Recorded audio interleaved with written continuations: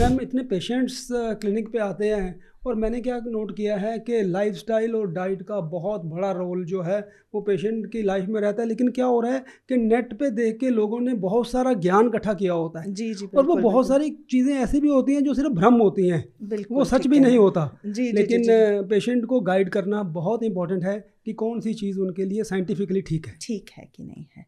बिल्कुल ठीक कह रहे हैं सर आप। लेकिन जो सोरियासिस की प्रॉब्लम है, लोगों को ये समझ में नहीं आता कि इसमें डाइट का कितना इम्पॉर्टेंट रोल है।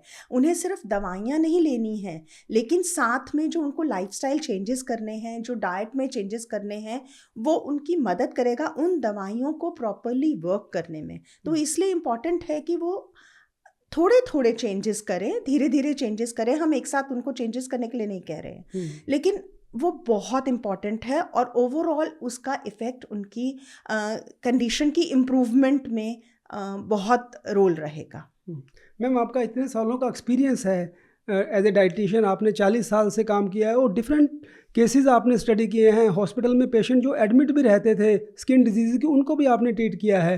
तो आपके नज़र में सोराइसिस और स्किन डिजीज़ का क्या रोल रहता है? सोराइसिस के साथ साथ डाइट के साथ क्या मॉडिफिकेशन की जा सकती है, क्या रोल है इनका आपस में? सर देखिए, सोराइसिस जैसे कि आप तो जानते ही हैं कि ये एक ऑटो इम्यून डिजीज़ है। इम्यूनिटी जो है उसमें हमारा इम्यून सिस्टम जो है वो हमारी स्किन को एक फॉरेन पार्टिकल की तरह ट्रीट करने लग जाता है और उसके अंदर प्रॉब्लम आनी शुरू हो जाती है।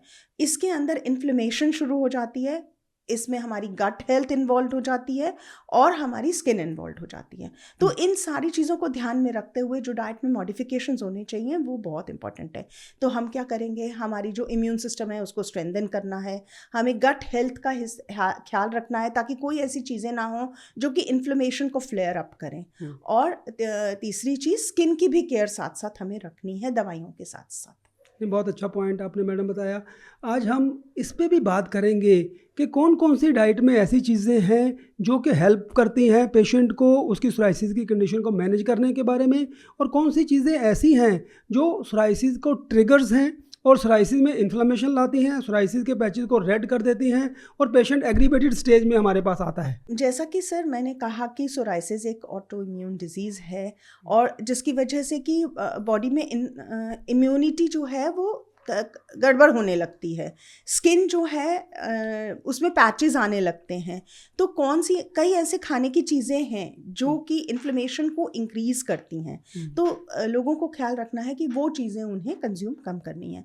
अब जैसे एक बारी मेरे पास एक पेशेंट आई थी, वो एडमिट हुई थी हॉस्पिटल में और उनको बहुत ख़राब तरीके से पैचेस हो रहे थे।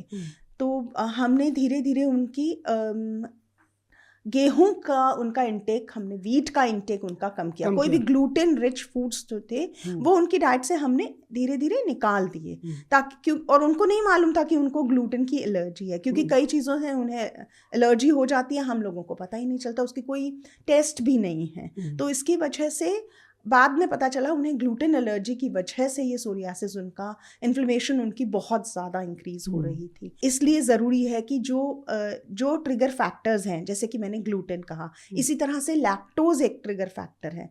उसके बाद में smoking and alcohol, red meets और प्रोसेस्ड मीट्स, जो पैकेज्ड एंड प्रोसेस्ड फूड्स हैं, ये सारी चीज़ें ट्रिगर कर सकती हैं सोरियासिस को।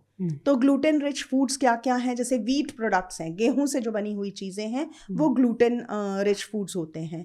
उसके अलावा जो लैक्टोज रिच फूड्स होते हैं, जैसे हाई फैट मिल्क होता है और उसके अंदर एक तरह का प्रोटीन होता है जो कि इसको इंक्रीज कर सकता है।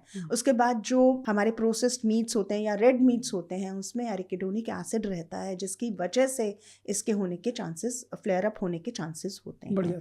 और प्रोसेस्ड फूड्स में जो प्रिजर्वेटिव्स यूज़ किए जाते हैं, जो इंक्रीज्ड सॉल्ट उसके अंदर रहता है, हाई फैट रहता है, सेचुरेटेड फैट रहता है, ये सारी चीज़ें इनको फ्लेयर अप करने में कारगर रहती हैं। इसलिए इम्पॉर्टेंट है कि इन चीज़ों को हम लोगों को रिस्ट्रिक्ट करना है डाइट में, और कई बारी इसको बिल्कुल निकाल देना है डाइट से। ठीक है।